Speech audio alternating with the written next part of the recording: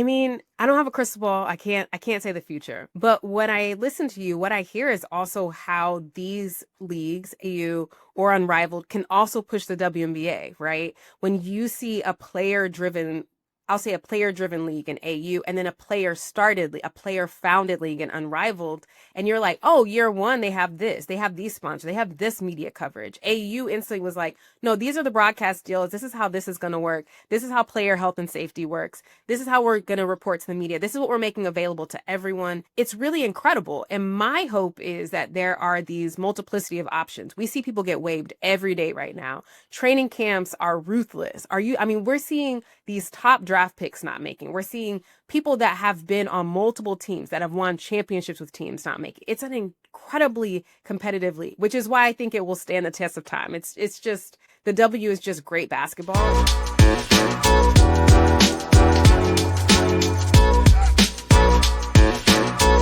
Delve into the book, and I'm always interested. We have a bunch of authors on our show all the time, and I'm also always interested in the creative process. So, can you walk us through when the idea was proposed to you? Did you come up with the idea, and kind of the journey to putting pen to paper and completing this book? Absolutely. I'll tell the shortest version of this story. I come from a sports media background. I worked in sports journalism before going into grad school, getting a PhD, moving into this academic world I live in now. But in the time that I started grad school, I started at first really interested in labor as it related to sports journalists, how social media changed how we break news. And I'm still into really nerdy aspects of journalism in that front. I love talking about that kind of stuff. And then somehow, while I was getting a PhD at USC, I started thinking about athlete labor. And I knew a lot about the sports media side, but I didn't know a lot about how sports organizations ran. And then I worked for the Sparks. I was living in Los Angeles in 2015. I worked that season with them on a campaign, a year-long campaign called #WeAreWomen.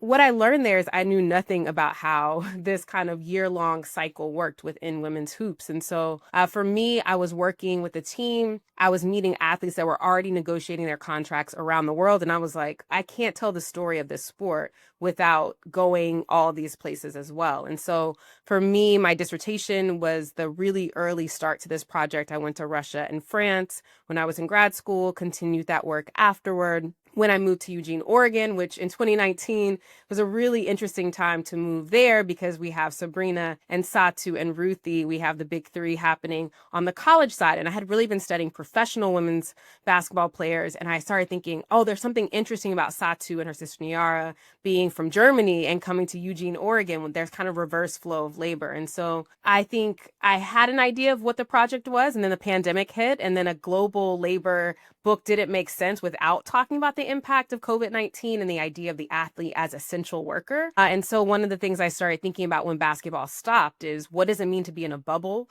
That was a new kind of sight for me when I was thinking about this transfer between WNBA, college, and then overseas basketball. And so that added a new dimension to the project. So the project has really been the product not of something I could have planned, but rather how the world has changed. And so thinking about from 2015 to 2025, like almost 10 years that are really baked into this book, a lot has changed in this particular sport, and a lot has changed of how we think about the structure of sports, the structure of global sport, especially. I found that really interesting, just like looking through everything, is that we don't talk a lot about, in either women's or men's basketball, we kind of skirt over some of the labor issues involved until it comes time for a lockout. And then Yeah. it becomes the greedy owners versus greedy players narrative, which I don't actually subscribe to. I don't think that's a true narrative. What I like where you're going here with the book is you're looking at that labor, but you're also looking at it through the lens of gender specific and sociopolitical changes that have happened. So when you were sitting down to like look at this, and you mentioned you'd started as a dissertation, which I'm very familiar with. My wife also did a dissertation, so I know that. You've seen it. You've What? seen how the sausage is made. Yeah, I have seen how the sausage is made, the blood, sweat, and tears, and the sleepless nights. So kudos to you for getting this done. It's a huge challenge. When you were sitting down to write this, what really drew you to this topic as you were kind of thinking about, what you wanted to focus in on? Yeah, I think for me, it started with living in Los Angeles. At the time, I was freelancing as a producer in public radio, and I would spend a lot of my times, I worked on a morning show, so I had afternoons, evenings off. And I started going to WNBA games. It was the first time I lived in a W city. So after graduation, I'm from Texas, and I lived in Bristol, Connecticut, where there's, some kind of network that operates out of there. And so moving to LA was the first time I had an opportunity to live in a W city. And I just started going to games all the time. I fell in love with the sport. This is at this point 2013. And I really thought like there's a there here. There's something here. And so I tend to follow in my research in general, the things I can't stop thinking about, the things that I want to figure out. I think it's a great way. Some people study things that they hate. I study things that I love or things that I really want to be better. And so for me, it started with the W. It didn't end there. But I think even as we've had new leagues start, Athletes Unlimited, Unrivaled, I've started to think the labor piece really stood out to me. As someone that comes from a media studies background, I didn't come into it as any kind of labor historian or really labor scholar, but it's a thing that kind of stuck out to me. So it makes me feel really good that that's something that kind of stood out for you as well. Like you said, we only think about it in terms of big unions. And one of the things that's so amazing about sport is it's one of the most visible sites for labor organization, right? We talk about labor organizing in a different kind of way in that space.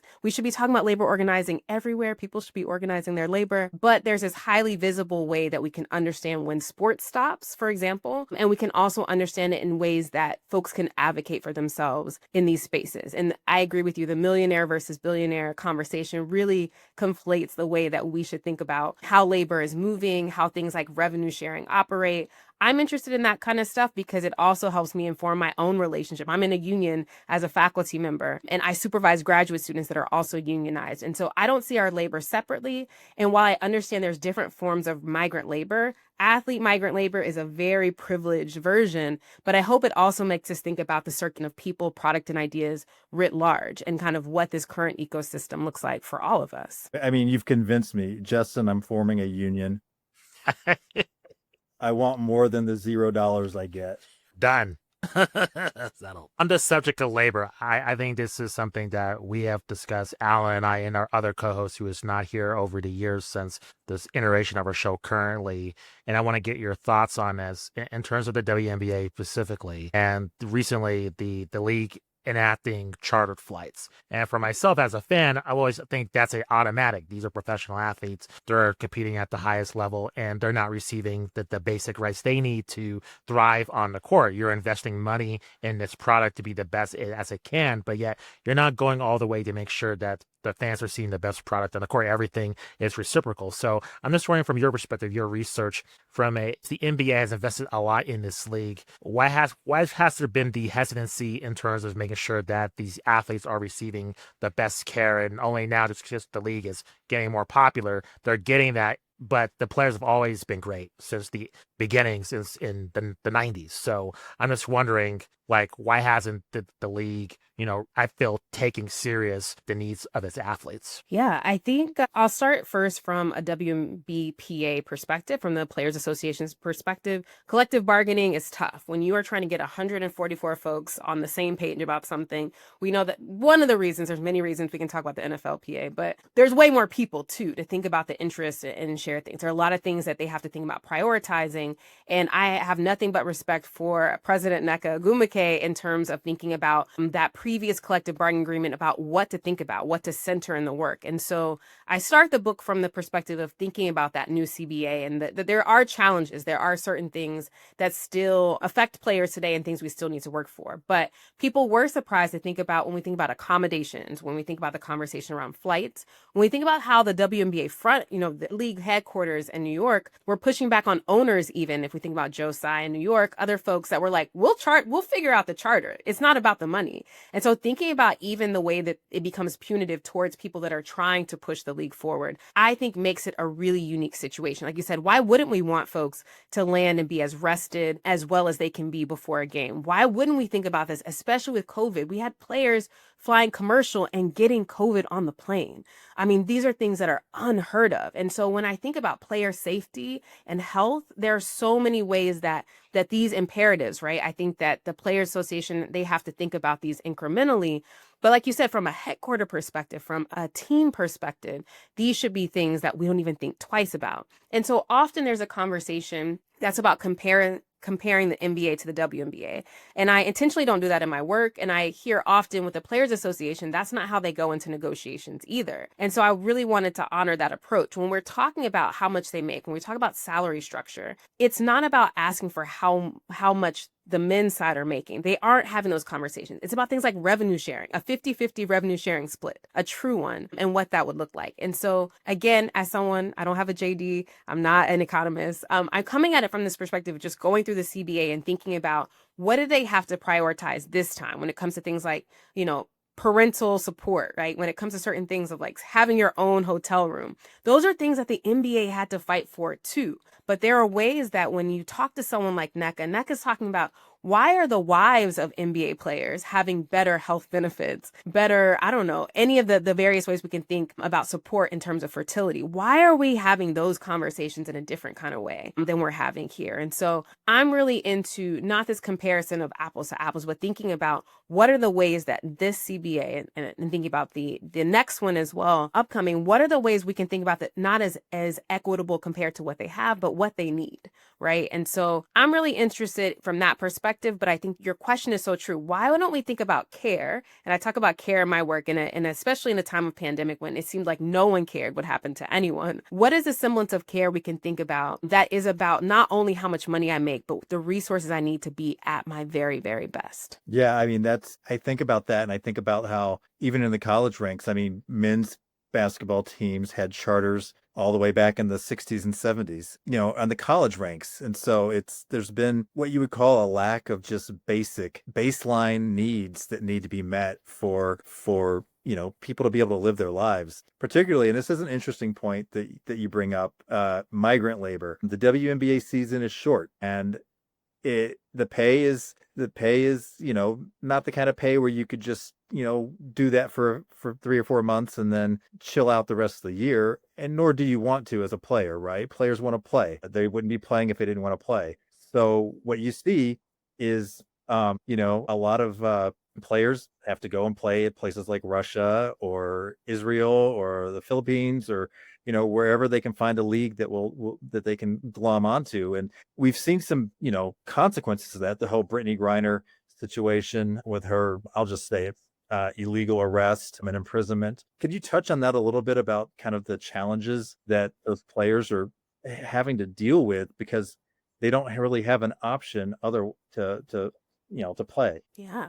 I mean, so if you've seen the classic Love and Basketball, you have that scene where Monica is competing in Spain and she has this moment where she's kind of in the corner taping her own ankle, taking care of herself. And they're having this pregame speech with the coach and she has no idea what's happening. And at the end, she kind of asks Luisa, like, what did he say? He's like, he said, pass the ball to you. And so there's this moment. And for me, this is etched in my brain as I go to Russia in 2018. And I had the amazing fortune of being able to follow around Sierra Burdick, played at Tennessee, has played in the W for a few teams, and was playing in Russia. And the first season, when she was a rookie, I was assigned to her media day. She was drafted by the Sparks. And she had already negotiated a contract to play in Naples, in Italy, in what we would say the off season of the W, but what we would also think about traditionally as basketball season, right? Fall through late spring. And so, I was thinking about the fact that you're getting ready to play here, but you always have to think about what's next.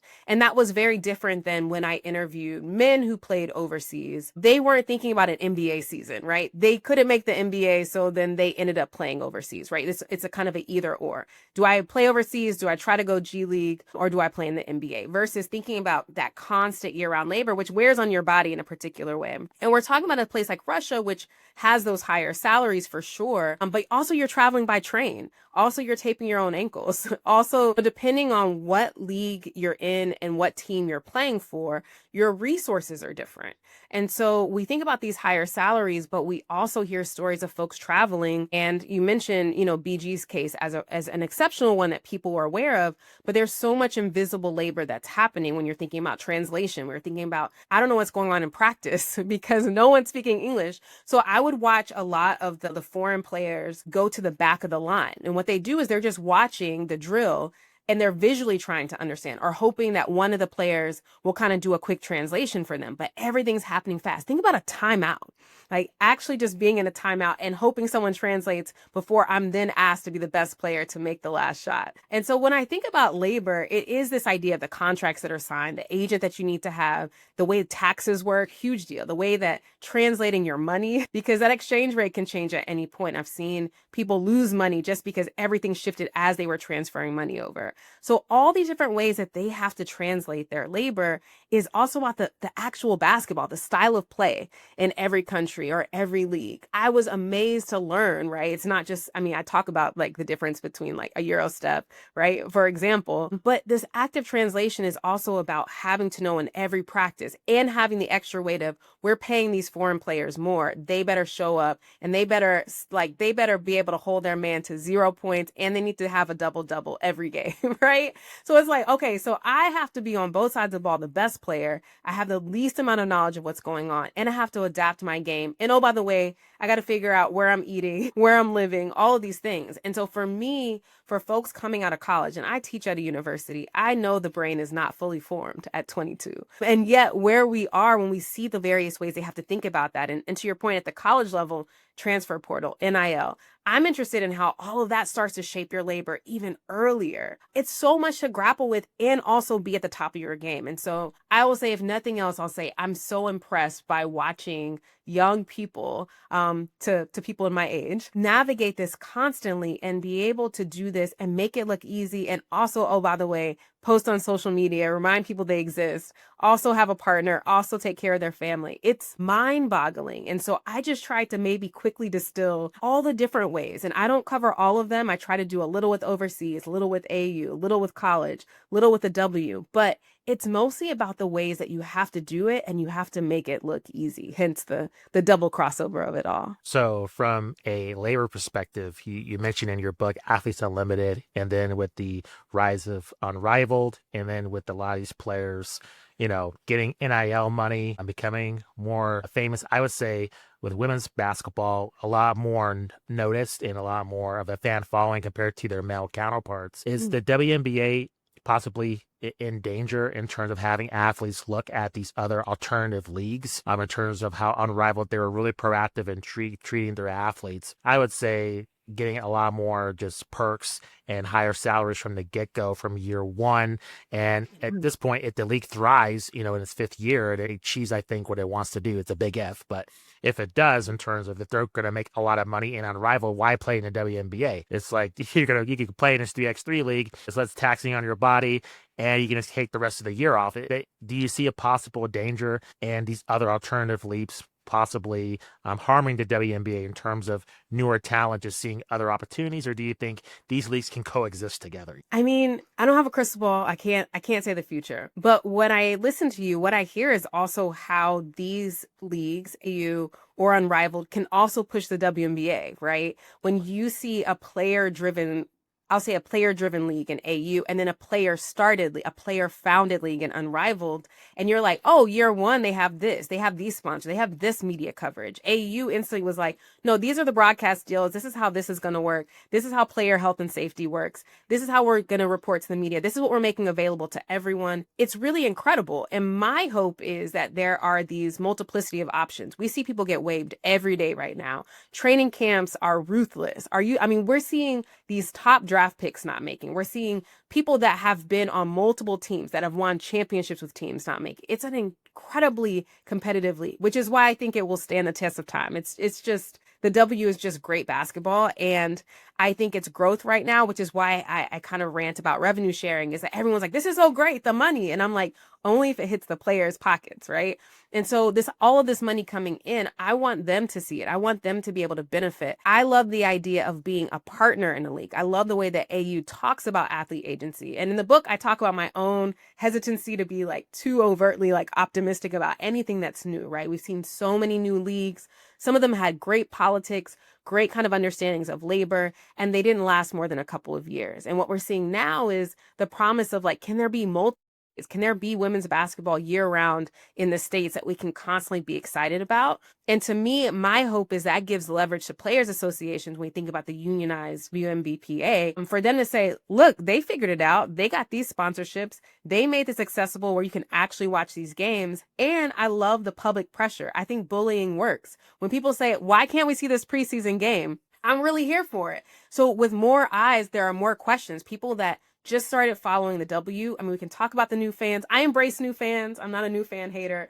But they're asking the right questions. They're asking the questions that make sense to me because they're seeing it for the first time. They're like, wait, that doesn't make sense. I saw this person and I can't buy this jersey. Wait, why can't I buy these things easily? Why isn't this in Dick's Sporting Goods? Pressure works. When people are like, I don't know why Asia doesn't have her own shoe. And next day Nike's like, no. We have it in the works. It's happening, right? But with that investment, we see what can happen. And so my hope is not that we do away with the W. My hope is there's more opportunities. We've seen expansion happen. Expansion and thinking about developmental leagues potentially. If there was a G League in the W, that also gives folks the ways and means to kind of get on teams. If we have more teams, there are more roster spots and more opportunities. So I'm excited. I think expansion is a good thing.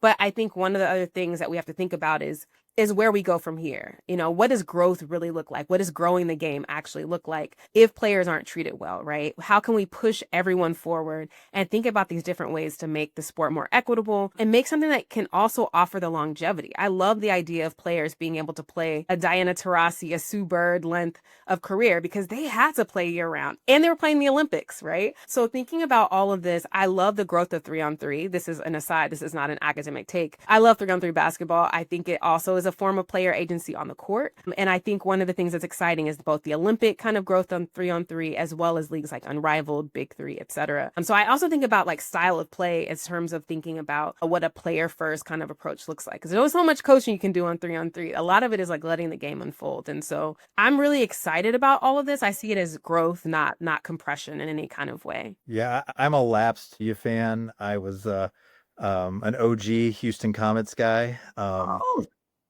Went to the first home game, watched Coop do her thing for those first 4 years. Then I moved to a city that didn't have a W team, and it fell off the radar a little bit. That was Dallas. That was before the Dallas had a W team.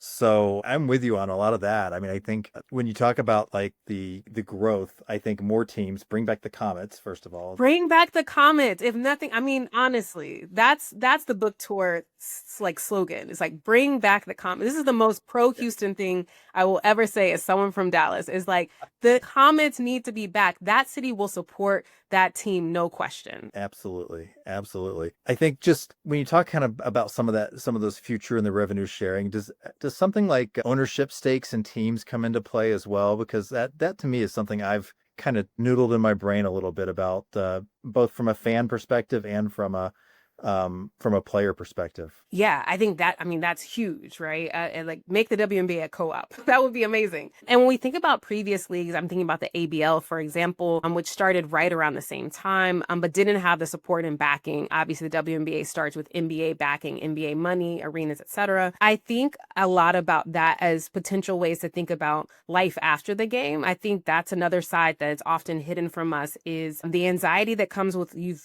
worked on this since, travel AAU. Like, this has been your life. This is what you've cultivated. What's on the other side of this when you're not playing overseas anymore, when you're not playing in the W? Coaching is the one thing, but, very few players see themselves as coaches. That's not the way they might envision their lives. But for me, this is a game that can take so much from people and give folks so much as well. What is the thing you do after this? Is there going to be an opportunity to work in a front office? One of the things I think is so great about AU is that there's so many ways folks get the experience, the other kind of forms that they can do. So we have, for example, volleyball players that come in and do operations kind of stuff. There's other ways to get that experience to think about if this is what you know and love and you know what it's like to be a player. I want to see more athletes in front offices. I want to see more ways to think about revenue sharing that go beyond what we know to be true. And so one of the things that I think, this is a long shot. I don't know if that would ever happen, but I do see ways that there's a possibility. I see newer leagues that are thinking about what it means to to have a piece of what you're producing, and the investment that you have when you know that that's part of it, that you are part of something that you're creating here. And so I think that's the best way. I mean, that's the most radical way that we can think about it. That's a dream for sure. But I think as we think about expansion, as we think about what revenue sharing means, what are the ways that if it's not about an actual piece of a team you own, which even, if we think about the men's side of the game, there's very few folks that negotiate that as part of their contract, at least as what we can see public, right? We know there's some deals made always. But I think that is a really exciting way for someone to come in thinking about their labor as part of the investment of what they're going to get out of this or what they're going to do after. It's kind of built in to being part of a team is also owning part of the decision-making process and part of the revenue overall. So I would love to see that. I would love to see that in terms of what agents are able to negotiate. I also, study a lot of stuff on the tech side. I want athletes to own their data. That's something I'm also really serious about is data sovereignty, because there's so much biometric data that is collected on athletes all the time, from the sensors on the floor to sensors on their body, catapult, all the stuff. And so I think that's another piece that's important to me, and part of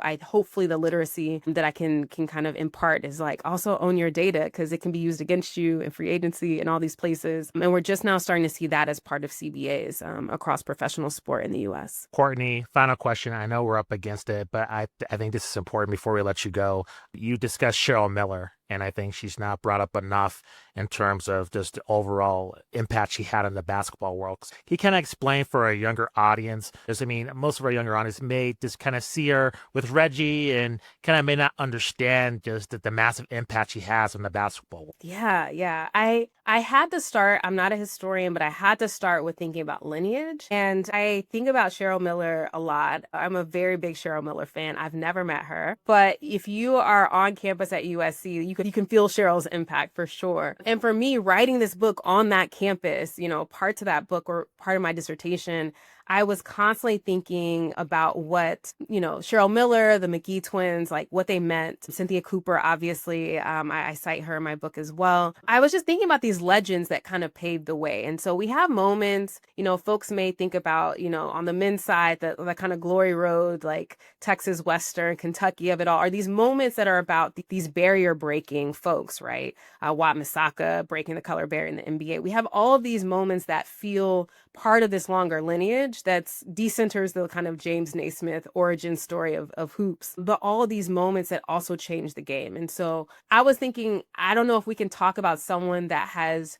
changed the culture of the sport and has done so the entire time that she's been playing basketball, commentating on basketball, and really being iconic in so many ways. And so I had to start with Sheryl, and I started with a maybe less known story about her and thinking about the relationship to Title IX, which is something that is often used shorthand for a lot of things. But I want to be really intentional about the fact that Title IX is something that since 1972 has constantly been up for debate, has constantly been challenged, has constantly been under risk. And so I couldn't help but think about this moment where a lot of things within the educational process, a lot of laws that we've had for a long time are also under attack. I start with Sheryl Miller taking time after winning a gold medal, winning a championship, to go to Congress and be like, hey, I kind of need some civil rights when I go to the hospital too. And so thinking about what highly visible athletes have to do in terms of taking time out of their schedules, out of the things that they are so incredible at, to also go tell politicians why having rights are important. And so I start with that because people know Sheryl as Reggie's